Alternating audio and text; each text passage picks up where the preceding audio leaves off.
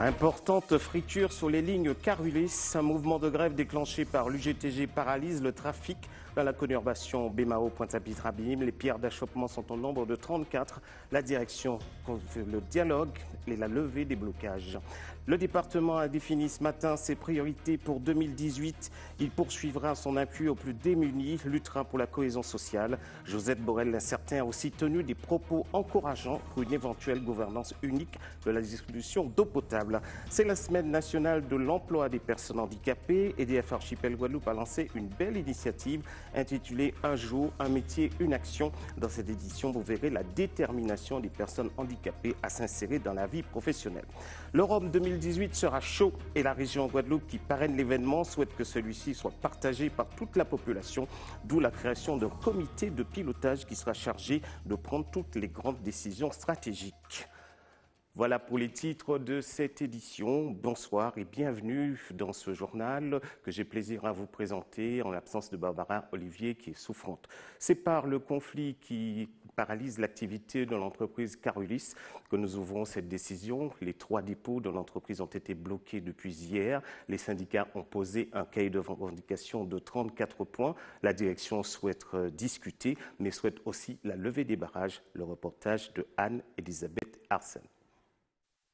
Deuxième jour de mobilisation pour ces salariés qui ont bloqué depuis hier l'accès aux 3 dépôts de bus de Car-Ulysse, dont celui-ci situé au Rézé, avec 34 points de revendication à faire valoir à leur direction. Nous avons revendiqué certains points que la direction est au courant. Salaire, subordination avec la sécurité sociale, là, aux malades, bon, des fois on va venir travailler, mais tout malade parce que bon, il faut prendre les salaires là.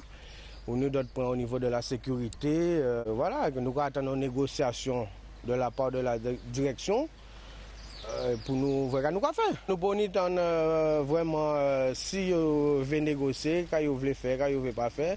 Nous pouvons pas un écho concret pour l'instant. Bon, on est là, on attend. Voilà, on est là pour négocier avec eux, avoir un dialogue social, mais nous ne pouvons pas un écho pour rien pour l'instant. Malgré ce mouvement social, certains bus Orange circulent encore sur nos routes pour assurer le service minimum demandé par la direction. Les grévistes, quant à eux, se disent prêts à durcir le mouvement. C'est des bus sous-traitants qui travaillent avec la STAC, ils ont un contrat avec eux, donc ils n'ont pas fait partie du mouvement que nous sommes. Donc, sans notre patronat, donc voilà, c'est ils ont marché là aussi, ils ont en concurrence avec nous. Donc, il y a qu'à faire service minimum là que la direction devait nous faire là. Eh bien, son grève illimitée, en tant que pas en négociation, en retour positif, qui a amené la grève là nous renforcer, nous qui jusqu'au bout, voilà, parce que malheureusement aujourd'hui, nous avons plein de dialogue social avec la direction et voilà, ça ne peut pas rien. Donc, c'est le seul moyen que nous avons là pour faire entendre nous. Malgré nos sollicitations, la direction de la société STAC en charge de l'exploitation des bus Car-Ulysse n'a pas souhaité s'exprimer, préférant l'utilisation de ce communiqué de presse, placardé aussi dans ses abris, à l'attention de sa clientèle. Le conseil départemental a tenu ce matin son assemblée plénière pour discuter de ses grandes orientations budgétaires. On le sait, ce qui va être mis en avant, c'est la cohésion sociale et aussi l'aide aux plus démunis. De l'autre côté, le conseil va continuer par une politique volontariste d'aménagement à stimuler l'activité économique. Compte rendu, Nathalie Dinan, Moïse Dexter. L'assemblée plénière du conseil départemental était consacrée aujourd'hui aux grandes orientations budgétaires 2018. Malgré un contexte difficile, la présidente Josette Borrell-Lincertin maintient le cap fixé pour assurer la cohésion sociale. Le social n'attend pas, le social est exigeant et nous devons tout faire pour respecter, je dirais, cette exigence-là de répondre aux difficultés du quotidien d'un certain nombre de nos compatriotes. Une année qui s'annonce, je dirais, compliquée, d'autant plus qu'au fil de l'eau, nous découvrons des positions. J'ai appris juste hier que les manuels scolaires ne seront pas, je dirais, financés comme ça l'était jusqu'à présent. Donc cela veut dire qu'il faut obligatoirement trouver des moyens supplémentaires ici ou là pour pouvoir venir renflouer. Je ne peux pas faire l'impasse de la culture, de l'éducation. C'est une déclaration qui est prudente, qui est lucide Le contexte est difficile car en fait c'est pour l'ensemble des départements de France. Le gouvernement a une stratégie de réduire les dotations. Je crois qu'il faut qu'on puisse se mettre en face de cela, de pouvoir faire des arbitrages qui soient dans l'intérêt de nos populations. Et là aussi, on nous pousse à être positifs, on nous pousse à être pragmatiques et je pense que je participerai personnellement aux côtés de la majorité à pouvoir faire des propositions. Maintenir la cohésion sociale, certes, tout en accompagnant les collectivités et les acteurs économiques, sans augmenter les impôts et en maîtrisant les dépenses. C'est le vœu de Josette Borrell-Lassertun pour 2018. Elle en prend l'engagement. Malgré, je dirais, les difficultés, nous continuons aussi à investir. C'est à peu près entre 70 millions et 72 millions chaque année que nous mettons. Donc là aussi, nous allons continuer à accompagner les communes dans leurs projets parce que certaines communes ne peuvent pas aller jusqu'au bout de leurs projets sans un accompagnement des grandes collectivités. Je fais avec les moyens dont je dispose, mais je suis présente à leur côté. Il faut pouvoir mettre des actions, de l'argent pour la commande publique, c'est ce qui nous permettra de pouvoir lutter contre le chômage. Donc je crois qu'il faut être lucide aussi, nous, vigilants par rapport à ces déclarations. Je crois qu'aujourd'hui, les chantiers d'insertion qui sont à l'arrêt pour certainement des problèmes de financement, mais il faudrait pouvoir relancer et trouver vraiment des moyens pour permettre à ces chantiers d'insertion de pouvoir repartir. La présidente du département a également demandé au gouvernement, comme Mayotte et la Guyane, que l'État reprenne la gestion du RSA, car dans le budget de l'Assemblée, cela représente 269 millions d'euros et la compensation de l'État n'est que de 186 millions. Lors de son passage en Guadeloupe récemment, le Premier ministre Édouard Philippe a critiqué sévèrement les élus pour leur incapacité à gérer le dossier de l'eau. Dans ce contexte, il était intéressant d'écouter le point de vue de Josette Borrell-Lassertun sur cette possible gouvernance unique de l'eau. Je crois qu'au-delà d'une gouvernance unique de l'eau, je crois que c'est un amont, je dirais. Je souhaite vraiment qu'il y ait une structure unique de distribution, de production de l'eau. Après, on verra sur...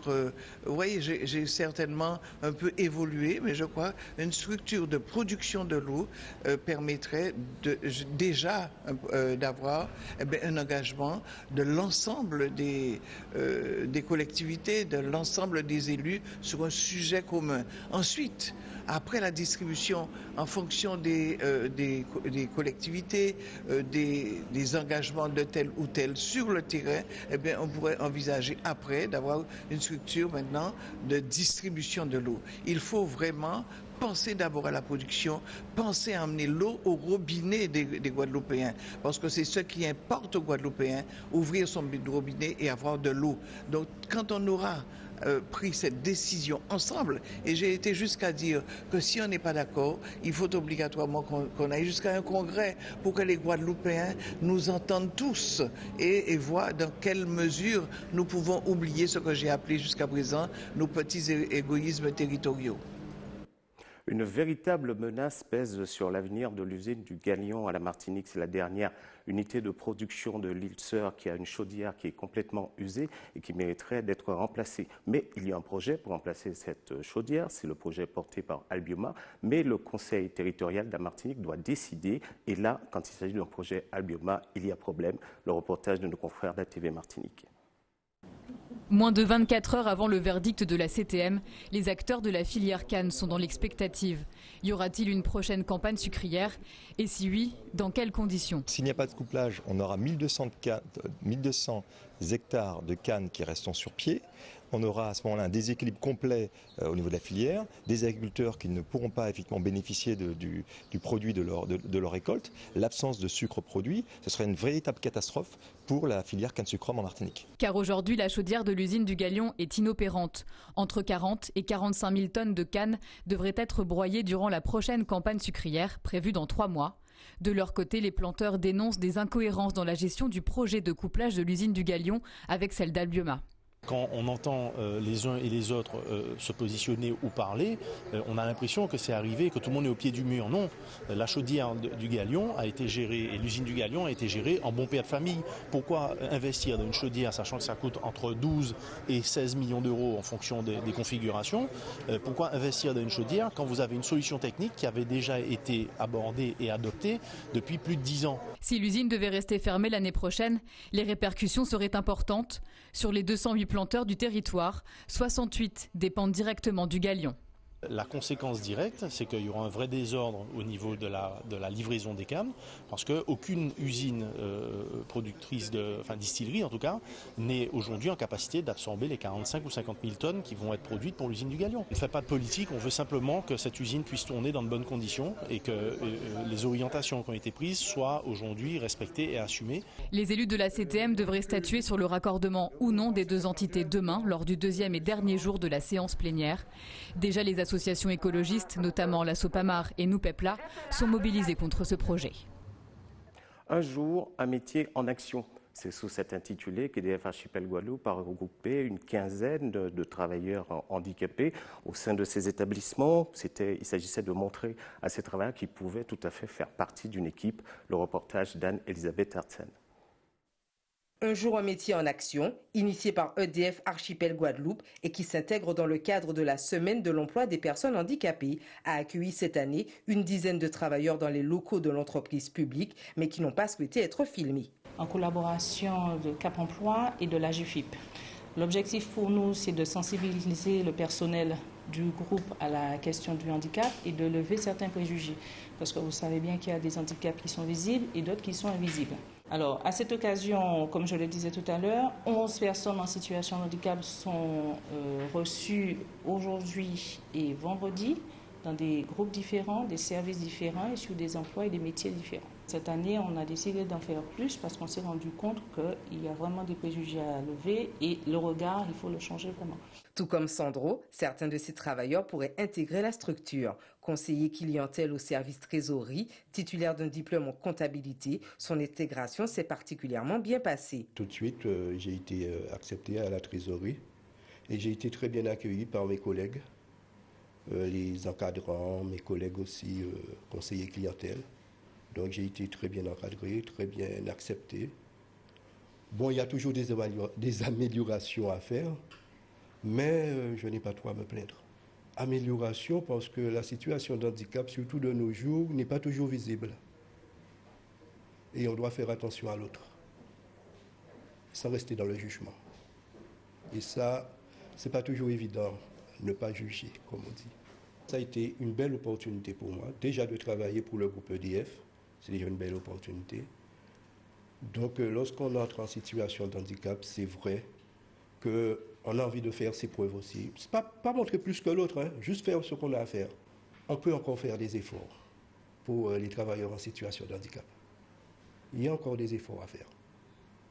Je suis satisfait de mon poste, de mes collègues, mais il y a encore des efforts à faire et il faut prendre en compte justement la pensée des travailleurs en situation de handicap. Un jour un métier en action a été initié en 2006 et s'inscrit dans une démarche sociétale favorisant la diversité des employés. L'entreprise publique peut également proposer à ses salariés en situation de handicap une période de professionnalisation ou encore un CDI.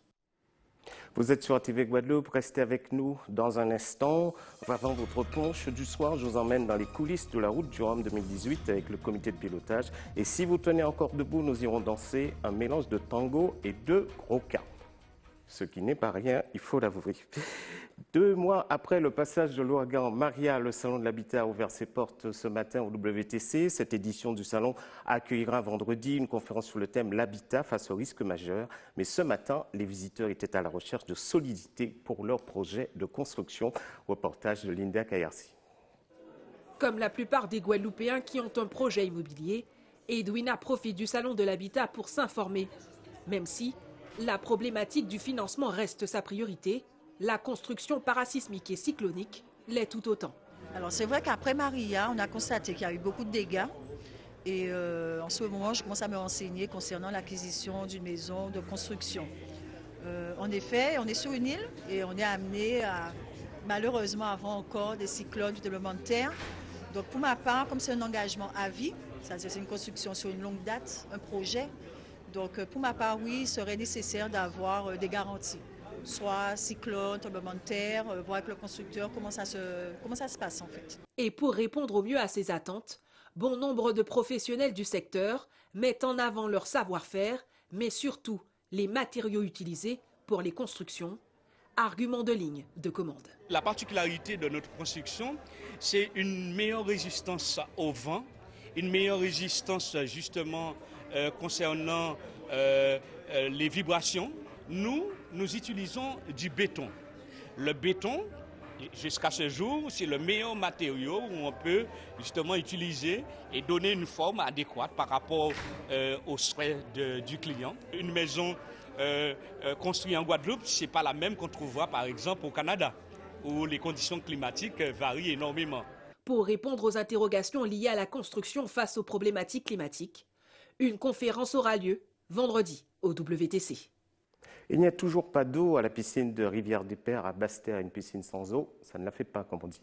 Lucette Michaud-Chauvet, pour la deuxième fois, s'est déplacée pour aller chercher la fuite, pour tenter de trouver qu'est-ce qu'il y a lieu de faire pour remettre en action cette piscine. Voyez le reportage d'Yvan Lemar. Depuis le passage de Maria, des contrôles vidéo des canalisations de la piscine de Rivière-des-Pères ont été faits, mais aucune fuite n'a été trouvée pour le moment. De nouveaux tests seront menés dès demain. Nous proposons aujourd'hui de faire le contrôle d'étanchéité. Et là, ça va consister à mettre les canalisations carrément sous pression, avec un niveau de pression, et qui nous permettra effectivement de trouver les éventuelles fuites ou encore la grosse fuite qu'il y a qui malheureusement qui empêche la piscine de garder les eaux.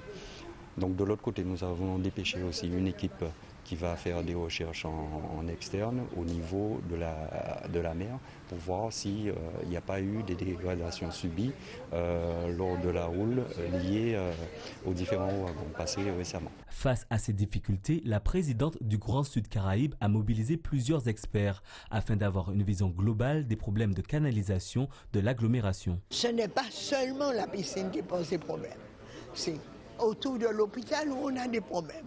Ce sont toutes les canalisations qui ont pris de l'eau, qui transportent des roches, des feuilles, qui se bouchent et qui nécessitent que nous fassions des interventions sur les canalisations. On en a fait à Goubert, on en a fait 2 à Saint-Claude. Hier, nous étions à l'hôpital.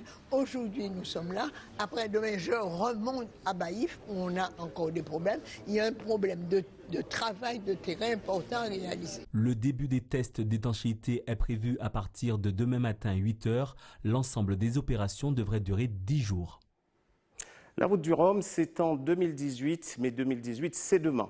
La région Guadeloupe souhaite que la population s'empare carrément de cet événement pour le rendre beaucoup plus populaire que par les éditions prises que par les années précédentes. Pour ce faire, la région a mis sur pied un comité de pilotage qui se réunit ce matin en présence d'Yvan Lemar. Ce comité de pilotage sera chargé de diriger les différents comités techniques pour préparer et anticiper les opérations de cette route du Rhum destination Guadeloupe 2018. Comme le président l'a dit au dernier séminaire, ce que nous voulons, c'est que nous ayons en 2020 1 million de touristes. À travers un tel projet, une telle manifestation, c'est tout l'intérêt pour nous, région, de porter ce projet et qu'au niveau touristique, au niveau culturel, nous puissions montrer le savoir-faire des Guadeloupéens.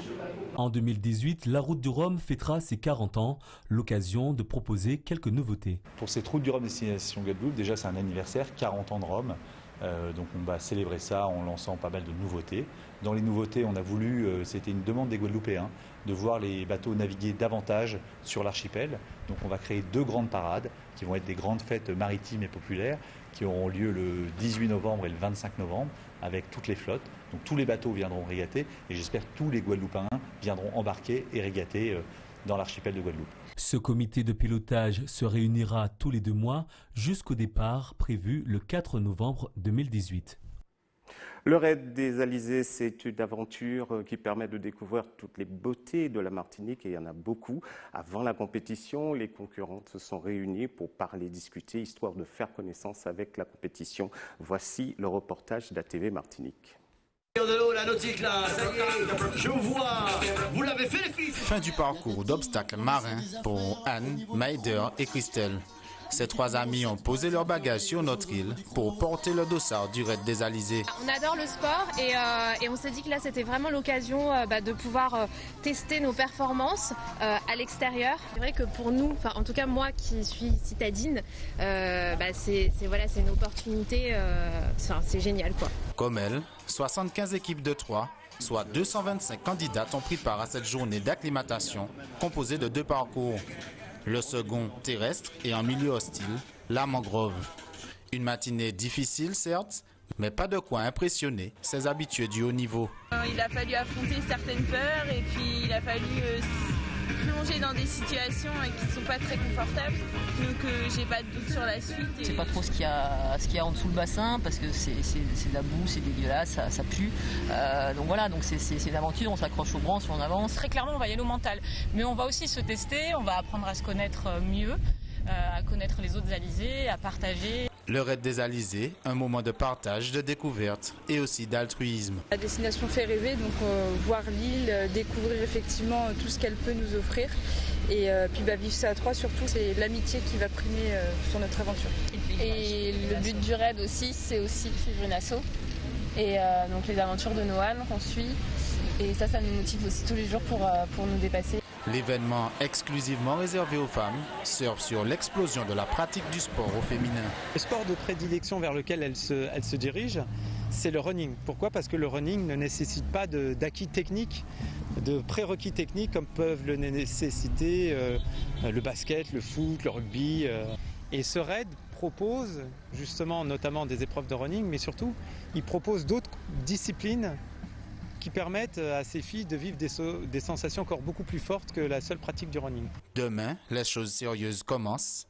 Première étape du raid des Alizés, une boucle de grand danse à grand danse. Départ, 9h. C'était le temps du tango ce matin au Memorial Act, mais le tango n'était pas seul. Il y avait aussi le cas qui s'était invité sur ce drôle de mariage de raison et de cœur, nous dit-on, le reportage de Linda Kaersi. Quand le tango argentin s'allie au cas, rythmiquement, il se marie à la perfection.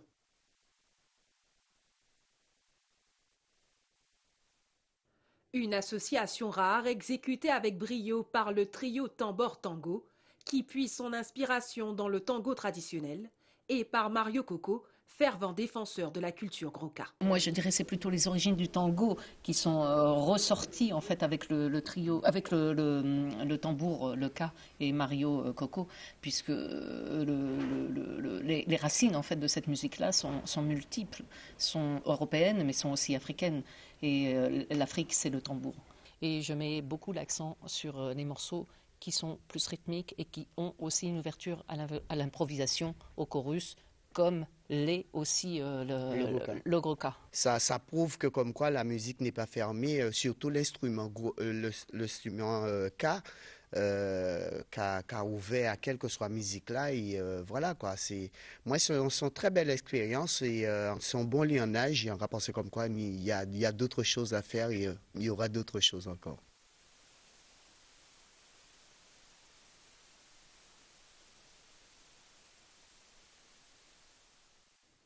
Le tango et le Ka, c'est aussi de la danse. Toute une légèreté entre sensualité et émotion, retranscrite sur scène par des passionnés. Je pense qu'elle est censée représenter un petit peu tout. L'amour, la passion, la solitude, la détresse, la joie. C'est une danse et une musique qui est porteuse d'espoir et qui apporte beaucoup de sensations. Et qui se danse principalement avec émotion. La personnalité de chacun est importante dans cette danse et chacun y apporte un petit peu ce qu'il ressent, ce qu'il vit, et c'est ce qui fait la richesse de cette danse. Pari gagné pour l'association Amalgame, à l'origine de cette rencontre musicale d'un nouveau genre. Sa mission, être un vecteur de transmission culturelle. L'objectif, c'est d'aider les enfants et de faire découvrir aux enfants des instruments, de la musique particulière pour pouvoir révéler des dons. Et nous avons voulu aujourd'hui, avec l'orchestre Trio Tambor Tango, marier le tango avec le Groka. Et nous avons réussi avec Mario Coco à faire quelque chose que vous avez vu qui est inédit, qui est extraordinaire. La finalité d'une telle rencontre, un concert ce soir au Memorial Act. Les fonds récoltés permettront à l'association Amalgame de financer les débuts sur scène d'une jeune danseuse bastérienne très prometteuse qui a quitté l'île récemment pour une prestigieuse école afin d'y effectuer un stage de danse. Et quelques informations pratiques maintenant qui peuvent vous être utiles. S'agissant de la distribution d'eau, vous savez, chaque jour il y a des tours d'eau à partir de 18 h, retour à la normale, c'est dans la région de Sainte-Anne. Et puis, pour donner votre sang, c'est demain, lycée Faustin-Fleurette, Mornalo, de 8 h à 12 h 30. Soyez aimable d'aller donner votre sang. Et si vous voulez joindre la rédaction d'ATV, c'est 05 90 71 11. Notre fax, vous le connaissez, 60 65 63. Et la rédaction atv.gp. Voilà pour ce qu'il fallait retenir. Maintenant, un rappel des titres de cette édition.